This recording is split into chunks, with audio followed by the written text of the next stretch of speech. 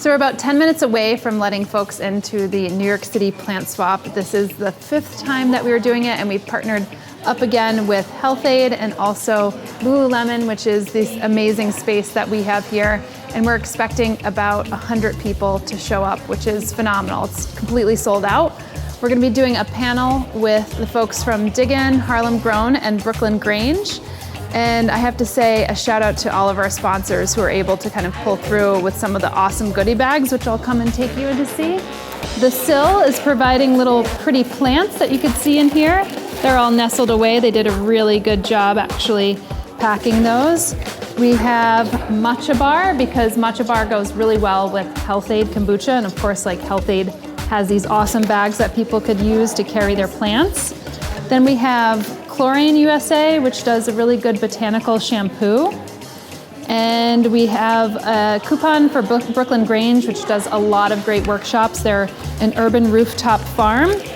We have Espoma Biotone Starter, a little bit of a card on my book coming out, How to Make a Plant Love You, some more matcha recipes, and I think that's it.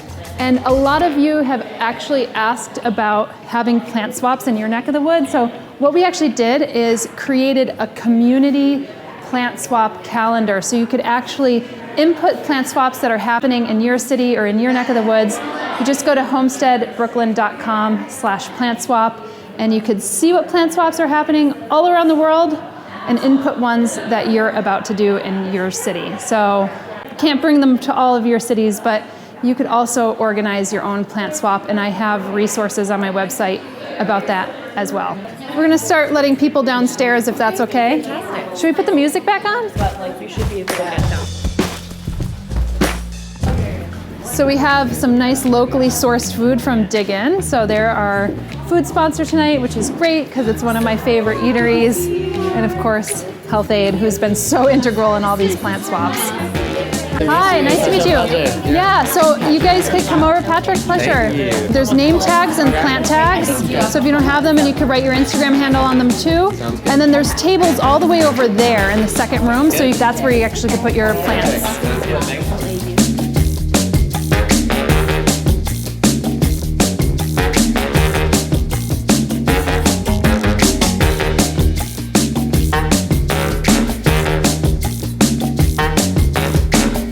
Announce the person who has traveled the furthest. We have somebody from the Dominican Republic here.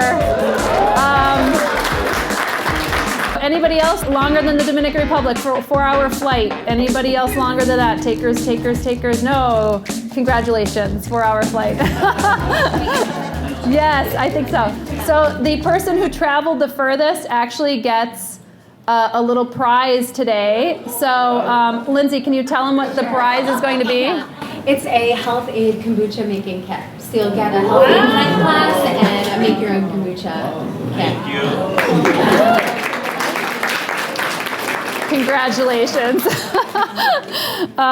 Just to the right of me, we have Claire from Brooklyn Grange, Taylor from Dig In, and then we have Tony from Harlem Grown, which I had mentioned. And we have successfully raised, just from the ticket sales, which are modest, a little over $1,100 for Harlem Grown. It's great. It's really good when you have like a community event that you really want to go to, and the sales are also going to a really good cause that we'll find out a little bit more about shortly. And the topic of our discussion today is loosely around serving the city, and we're going to hear how my esteemed panelists they themselves are serving the city. I think it's also for us to internalize ourselves. How are we creating the communities that we want to live in, and how are we actually serving the cities that we live in as well? And I think that is something that we could all think about, especially that we came together here as a community to celebrate in our joy and love of plants. But Tony, since you are the guest of honor tonight, I'm going to start with you. And instead of telling us a little bit about what Harlem Grown is, I'd love for you to share kind of a personal story that you've acquired over the years since starting Harlem Grown that really encapsulates what Harlem Grown is and the ethos that you represent. I think My personal story is similar to most of you in this room. I was working, I was in business, I was driven by money, as we tend to be in this crazy city of ours. And I had a change of life, and I started volunteering in a school in Harlem. And I have to be honest, I'm sure most people down here were like me, and we were unaware of the plight of so many in this great city of ours. We are here downtown in all this beautiful surroundings, and just 15 minutes north of here, we work with children who almost half of them have no home or food. I mean, it's that bad. And we were talking New York City, the richest city in this country. And I got to be the first to admit I was embarrassed that this was in the shadow of where I lived.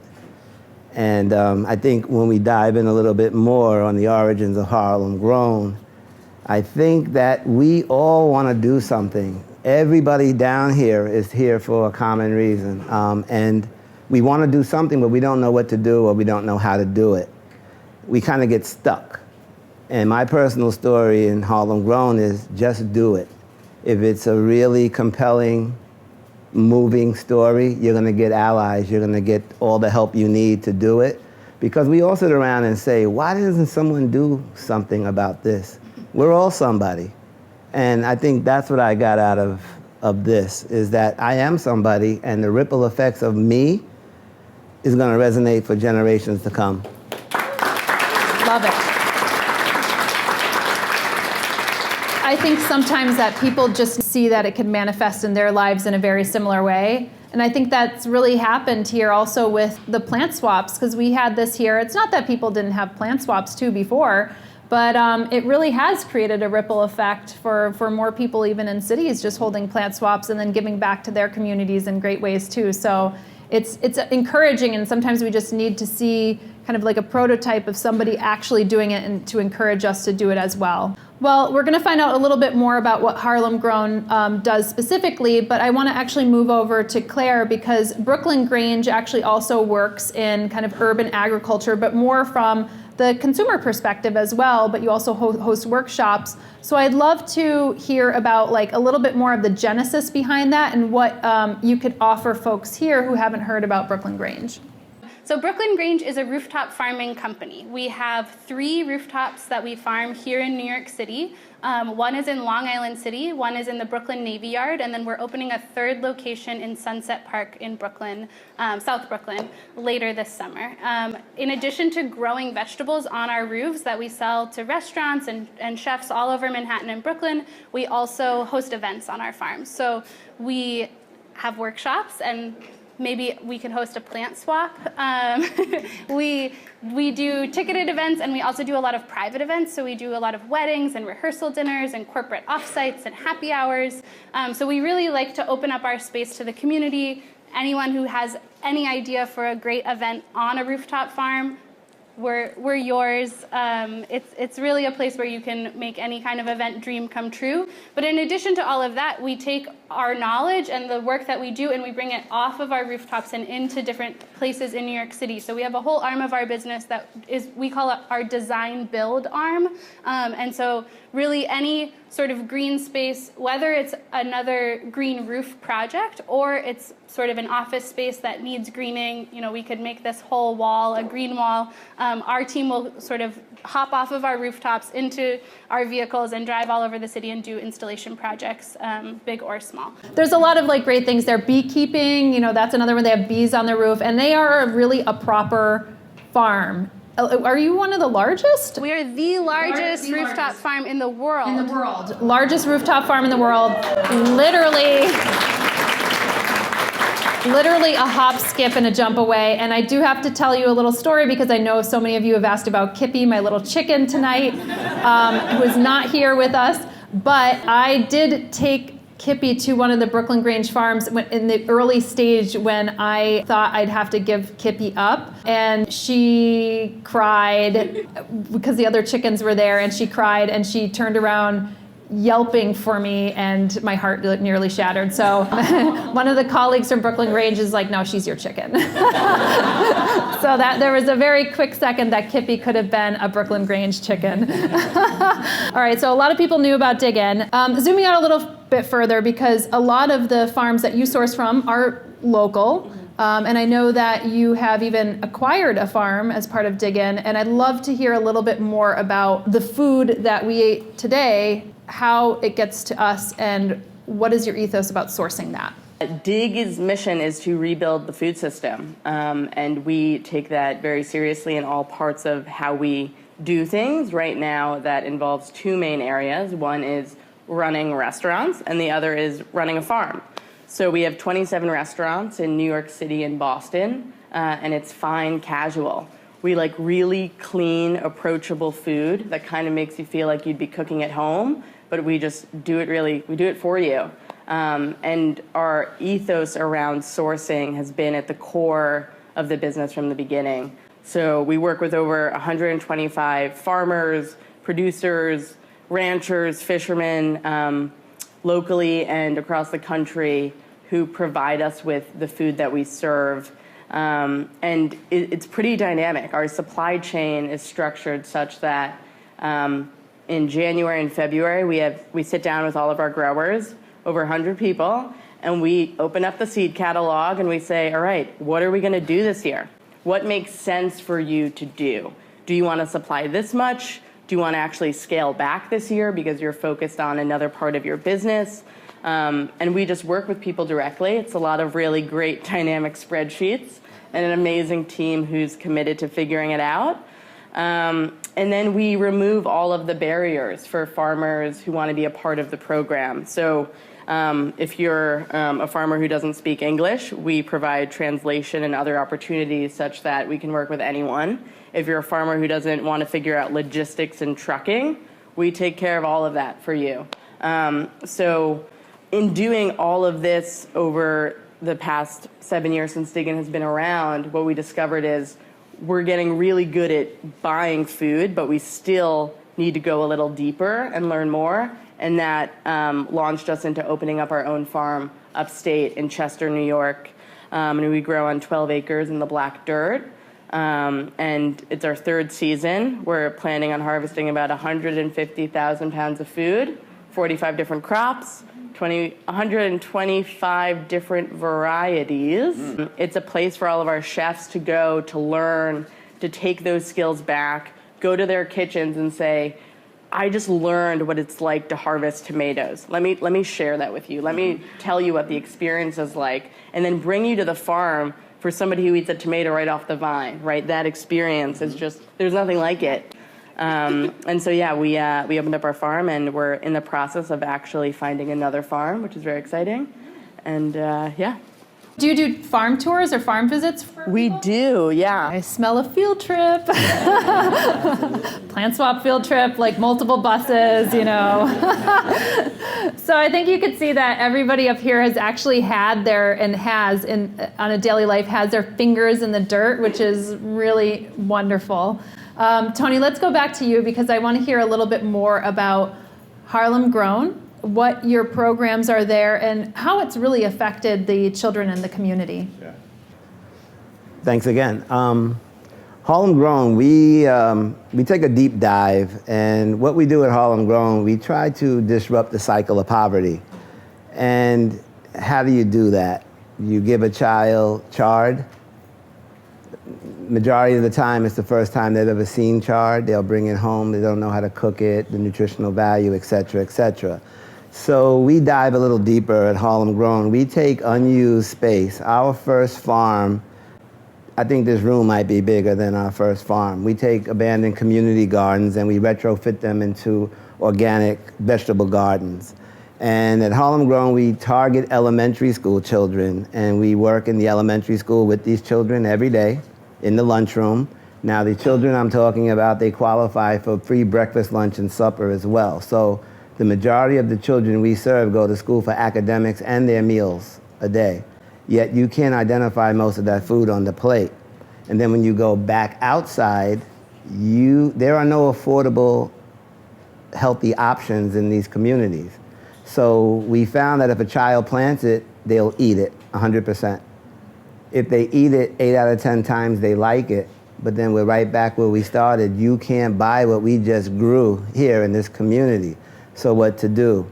And with great partners such as Dig In and Health-Ade, we reach out for our corporate sponsors to really dive in, because we use our farms as like a petri dish, if you will. We have their undivided attention on our farms while we grow.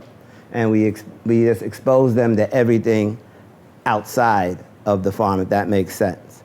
So our tagline at Harlem Grown is, yes, we plant fruits and vegetables. It's pretty obvious from the logo, but we grow healthy children in sustainable communities. And if you're really gonna make a dent in generational poverty or poverty, we have to look beyond the silver bullet. Oh, just give them food. It's not that simple. You're giving people something that they don't know what it is or how to prepare, the nutritional value, how it tastes. So we have to take a step beyond that, and that's what we do here at Harlem Grown. You give a child a plant, that child will come every day to check on that plant. Every day to see if that plant is growing, if it needs water. Every day they'll bring their mother, their friends, and that's my plant. You're talking about a plant swap over here? Not up there. They're not swapping anything. They're going to eat that plant when it comes out. So while they're there, we developed all these programs, after school programming, because the kids come after school into the farms. Summer camp. We have I say free of charge summer camp. If you qualify for free breakfast and lunch, you qualify for free camp. It's 7 weeks, very intensive, 9 to 5. You come to our farms. Every Tuesday and Thursday, we take them on field trips. That's when we take them up to the farms. Any kind of farming, beehives, anything food related. And we have a in-school programming. We hire from that community young men who normally would have a hard time finding a job for one reason or another. They intern on our farms. We teach them how to work. Everyone wants to work, but they don't know how to work. We teach them that. And then upon completion, we offer them fair wage jobs, access to health care, all that stuff, but now you're ours, and we have incentives. You have to go back to school, you have to open a bank account, you get financial literacy. There's all these things. And out of those guys with a lot of little personality, swag, whatever you call it these days, we give them mediation training, conflict resolution. They become our new in-school mentors. That's how Harlem Grown started, me volunteering in a lunchroom and seeing all of these things. So that is the ripple. Every child affects 26 people, more or less, siblings, mother, friends, and we give them this knowledge, and then they come back. We have a deep dive. We also have in-school educators that go in every week, and we do cooking classes in the classroom. We bring everything in, tastings, demos, cooking demonstrations, send the kids home with simple recipes. They go home and teach their mother how to cook. There's a lot of programs. I mean, today I'm stretched. Today was our opening Earth Day celebration, because last week was postponed due to the storm.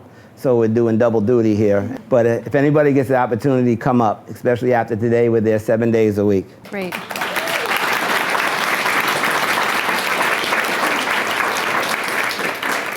Tony was fashionably late today because he was doing the double duty, but that's all good. You got here. Thank you so much for showing up.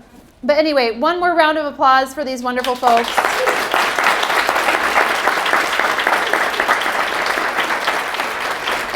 So they'll be around here for a little bit, so you could ask them some questions, but we are going to start our plant swap. Remember, no swipes, only swaps. Wait around, and then remember to grab your gift bag at the end of the night. We'll have somebody passing them out as well. Thank you, guys.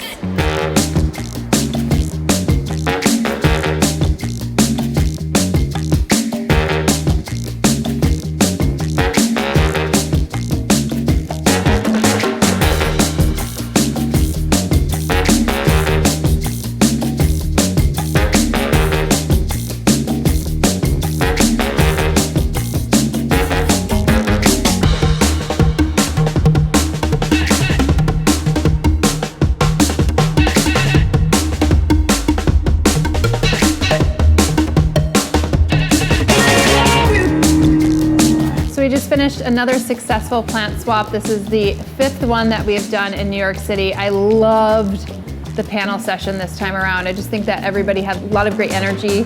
And I think people are getting the hang of the plant swap because there was a lot more swapping. It's a little chaotic, but I love that. You know, it's kind of like New York City, like we live in chaos. But I'll show you some of the plants that I actually got from the swap and some of the planters. Look at this really beautiful chicken planter that I got. I was just it was so sweet. She didn't even want to trade anything with me. She just got this because she knows I love my Kippy, and we lost Apricot recently. So this is very sweet, a nice little cashpo. It's gonna match perfectly in my kitchen. Then I got this planter as well, which I'll bring out shortly. And the Falcaria as well, which is a tiger jaws. But another great little lime green planter. Look at these little planters. These are so good. So this was traded by somebody, and then somebody traded this one for me, and I have the name of this woman who actually makes these ceramics. And then I already have like a ton of Hoya publicalyxes. She doesn't know what kind of color flower this blooms, but she thinks it's a pink silver, which is nice. It's got nice silver modeling. And then I got the Pyrius, which grows most exclusively in water, and these grow really tall. So I was psyched to get one of these as well. This one, I don't have the name of it, but is a hot pepper plant. And she said that they're very rare, and it's from South America, and they're very hard to seed. So I'm looking forward to actually growing this, probably in my community garden plot. I can't remember what I traded for this, but this is like one of the blue aloes. Very nice though, I really like the color. And I got some other plants, but I didn't trade them. I got them from the farmer's market, so I'll be planting these in my community garden. And I should say that I also have like these aquatic plants, and then another woman just gave me this sweet green beans. Look at these things. I at first thought I was like, oh, this looks like a Ripsalis, but it's long beans, which is really crazy. So I got a lot of good stuff, and for me though, it's less about like trading the plants, and it's more about the spirit of the swap and actually hosting it and meeting people. So anyway, if you guys are interested in hosting your own plant swap, then you should. I have information on my blog and on my vlog as well about how to actually host a plant swap, some really good tips. And I also have on my blog now at homesteadbrooklyn.com/plant-swap. I'll include the link because you could actually host your own plant swaps and put it up. And then other people will be able to find community plant swaps all over the world. So I encourage you to do it.